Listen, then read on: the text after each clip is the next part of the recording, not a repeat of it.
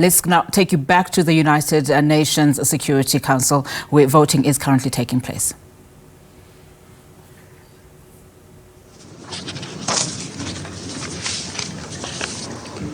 The result of the voting is as follows: 12 votes in favor, 1 vote against, 2 abstentions. The draft resolution has not been adopted owing to the negative vote of a permanent member of the Council.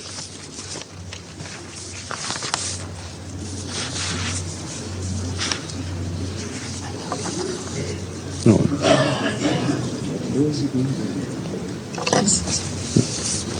The draft resolution, no. I now give the floor to those members of the Council who wish to make statements after the vote. Right. I shall now make a statement in my capacity as the representative of Brazil.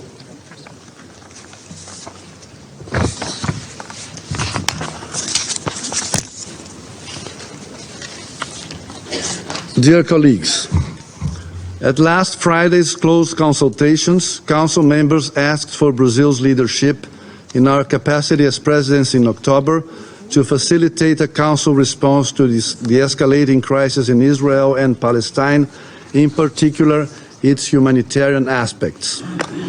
We heeded the call with a sense of urgency and responsibility. In our view, the Council had to take action and to do so very quickly. Council paralysis in the face of a humanitarian catastrophe is not in the interest of the international community. Therefore, throughout last weekend and the following days, we worked very hard through extensive and collaborative engagement with Council members to help build a unified position. While making a good faith effort to accommodate different, sometimes opposing positions, our focus was and remains on the critical humanitarian situation on the ground. Political realism guided us, but our sight was always set on the humanitarian imperative. Exactly as in other very sensitive files on the Council's agenda in which Brazil had a special role to play, international humanitarian law and human rights law provided a clear framework for action. Our proposed text unequivocally condemned all forms of violence against civilians, including the heinous acts of terrorism by Hamas and the taking of hostages. It called for their immediate and unconditional release. It also called on all parties to strictly abide by their international legal obligations, in particular those relating to the protection of civilians, civilian infrastructure, and humanitarian personnel. The draft resolution also stressed the urgent need for humanitarian access to civilians. The text incorporated urgent and multiple calls by the UN and many other actors for humanitarian pauses to allow for the delivery of aid and the voluntary safe passage of civilians. It encouraged the establishment of humanitarian corridors and other mechanisms to facilitate the smooth delivery of aid. The draft further reflected the ethical necessity to provide civilians in Gaza with electricity, water, fuel, food, and medical supplies. The necessity to be protected from forced relocation when the prevailing conditions on the ground do not ensure a safe and secure displacement. Thus, faced with heinous terrorist acts against Israeli civilians, with the forceful reaction to such acts and an ever-growing humanitarian disaster imposed on Gaza, the Council response we proposed was robust and balanced. We are grateful to all Council members who engaged with us since last Friday and demonstrated a sincere and practical commitment to multilateralism. Sadly, very sadly, the Council was yet again unable to adopt a resolution on the Israeli-Palestinian conflict. Again, silence and inaction prevailed, to no one's true long-term interest. While we deeply regret that collective action is made impossible in the Security Council, we do hope that efforts by other actors will yield positive results. They must be prompt, effective, and substantial. Hundreds of thousands of civilians in Gaza cannot wait any longer. Actually, they have waited for far too long, to no avail. I thank you. I resume my function as President of the Council. And I'll give the floor to the Russian Federation. Mr. President, dear colleagues, we have just been witnesses once again of hypocrisy and the double standards of our American colleagues, not standing in principle in the Security Council. They really did not want to have any solution found here. So because of this, they had to just be very obvious as to what their intentions were before us here all today. Now, I'm not going to waste your time on going on about this. I think it's crystal clear what's happened, but I would just like to talk about what the head of Lockheed Martin, James Head, said yesterday, talking to the American media. He said there's no point in restraining Israel from any military actions. What is the point in the future development of our military-industrial complex, which will increase by at least 2% of GDP? There are conflicts which need to be resolved with arms, and we are prepared to provide these arms, these weapons, end of quote. As we say, no comment. Really, that is the very essence of the US's policy in the region and the Pacific region. We do hope that thanks to that, our international partners, after today's vote, will have no illusions about that and what they're intending whatsoever. Thank you. I thank the representative of the Russian Federation, and I give the floor to the representative of the United States. Thank you, Mr. President. Colleagues, as we meet, President Biden is in the region. His trip is a clear demonstration of the fact that the United States is actively engaging at the highest levels to secure the release of hostages, to prevent the conflict from spreading, to stress the need to protect civilian lives, to address the humanitarian crisis facing Palestinians in Gaza, and to demonstrate to the Israeli people that the United States stands with them in their time of sorrow and need. We are on the ground doing the hard work of diplomacy.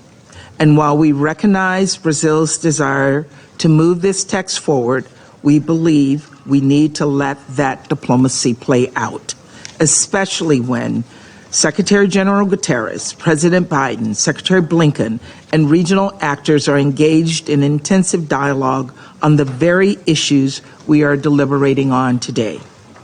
Yes, resolutions are important, and yes, this Council must speak out. But the actions we take must be informed by the facts on the ground and support direct diplomacy efforts that can save lives. The Council needs to get this right. Colleagues, the United States is disappointed this resolution made no mention of Israel's rights of self-defense. Like every nation in the world, Israel has the inherent right of self-defense as reflected in Article 51 of the UN Charter. Following previous terrorist attacks by groups such as Al-Qaeda and ISIS, this Council reaffirmed that right. This text should have done the same. Though we could not support this resolution going forward, we will continue to work closely with all Council members on this pressing issue, just as we will continue to reiterate the need to protect civilians, including members of the media, humanitarian workers, and UN officials. And when I talk about the protection of civilians, I mean all civilians. The United States is horrified and saddened by yesterday's explosion at the Ali Arab Hospital in Gaza. We mourn this tragic loss of life. On the humanitarian front, we are working with Israel, its neighbors, the United Nations, and other partners to address the humanitarian crisis in Gaza. It is critical that food, medicine, water, and fuel begin flowing into Gaza as soon as possible. Families, the elderly, and children are in dire need. Let's be clear.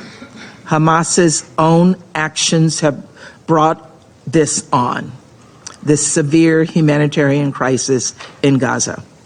And Hamas has caused so much needless suffering, death, and destruction. Every member state should condemn Hamas's terrorism and cruelty, and every member state should call on Hamas to cease its endless barrage of rockets against Israel. This is not complicated. It's not controversial. This is the bare minimum.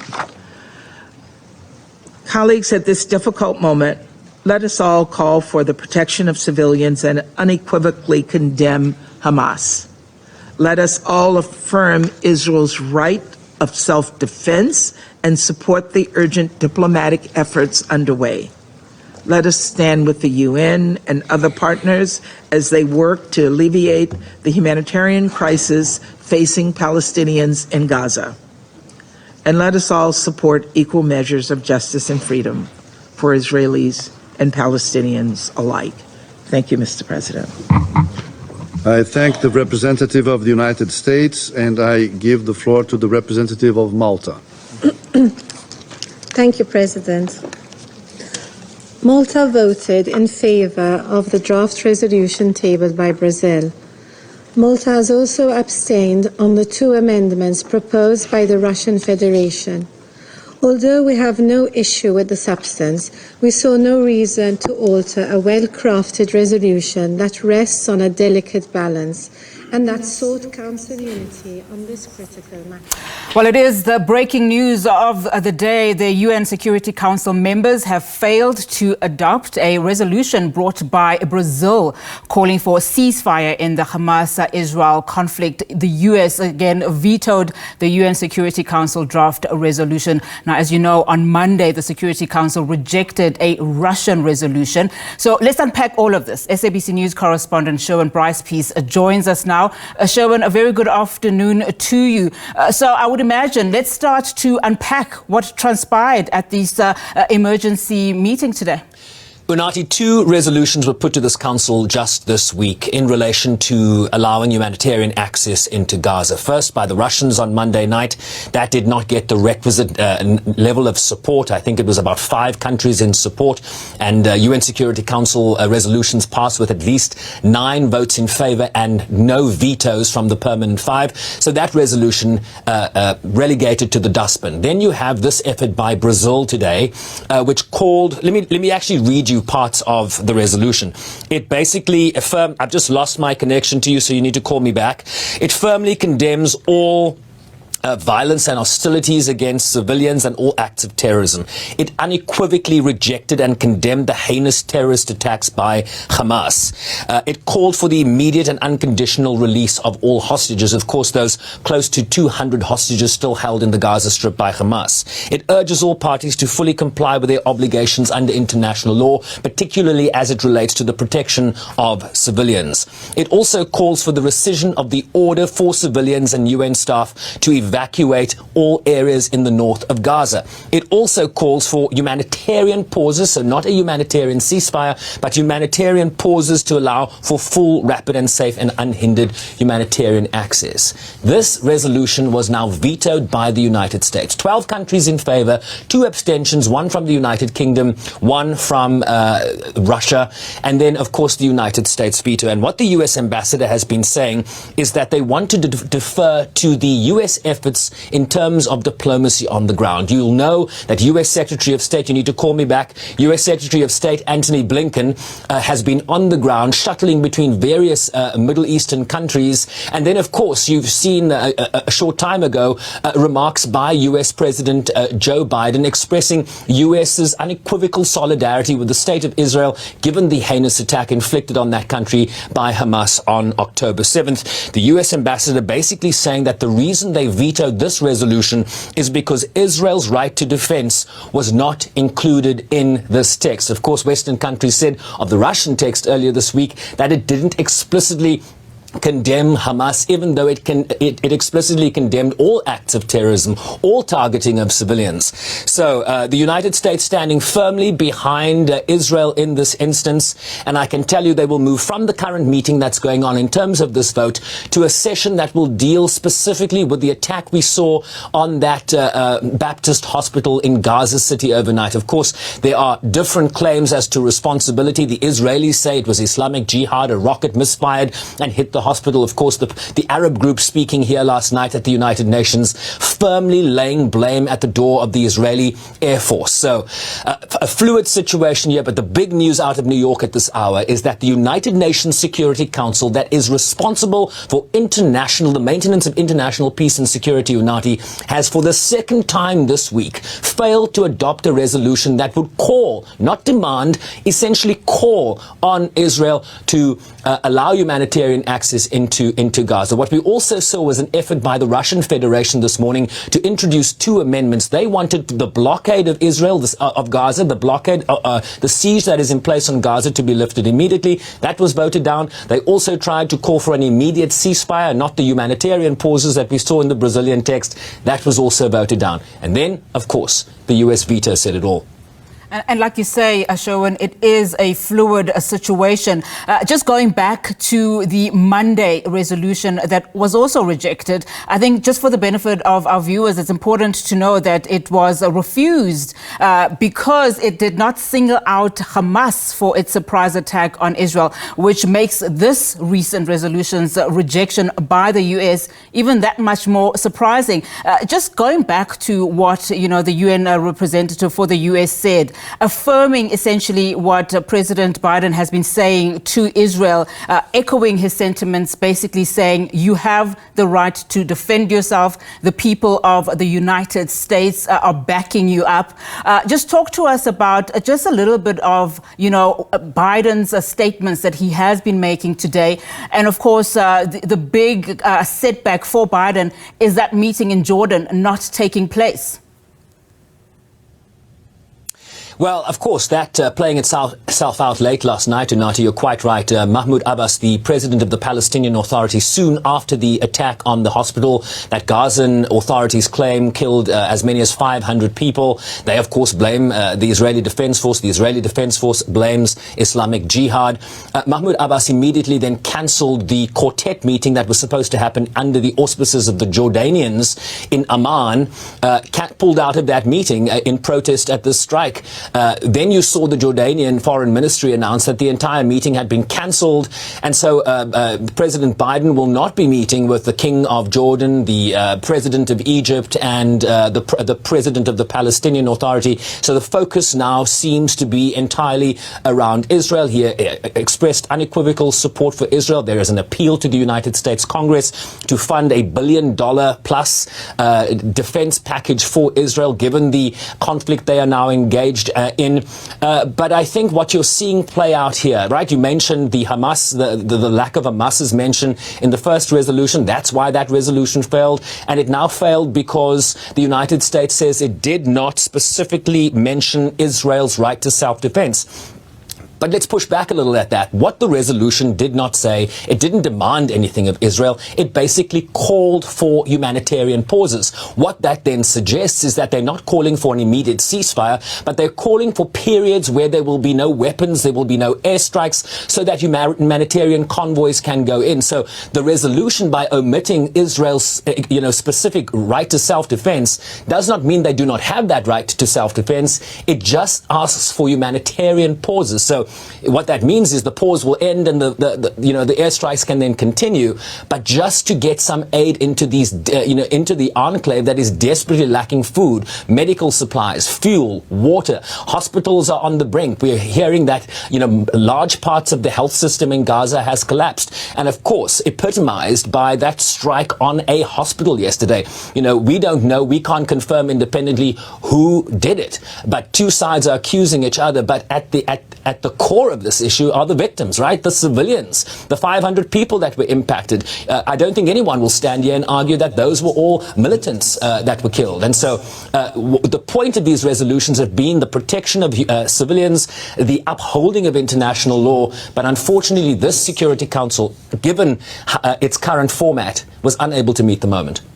And as you rightfully say, Sherwin, in terms of those humanitarian pauses, it makes the situation even that much more desperate for the Palestinians who are trapped in Gaza, particularly if you listened to what the Egyptian president said earlier today, saying that he's not comfortable opening that border, that Rafah border, where essentially Palestinians were told to go to. So it makes it very, very difficult and sensitive at this stage. And one wonders then, what is the United Nations saying in as far as the humanitarian crisis is concerned?